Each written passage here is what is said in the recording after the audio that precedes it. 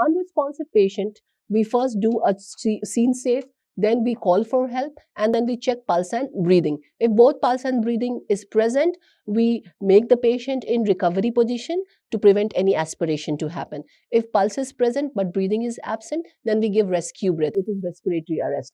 And rescue breath, the rate in adult is 10 breath in a minute. In pediatric, it is 20 to 30 breath in a minute. If both pulse and breathing is absent, then it is cardiac arrest, and we go for BLS, that is basic life support. We go for high quality chest compression.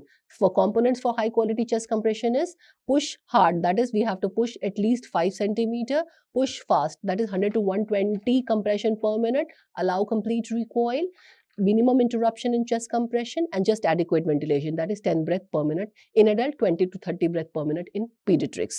Now we have to attach AED, that is automated external defibrillator, as soon as possible, and if the rhythm is shockable, we give shock and resume compression ventilation, and if the rhythm is non-shockable, then we don't give shock, we resume compression and ventilation. Now, this is the management of unresponsive patient, the basic management.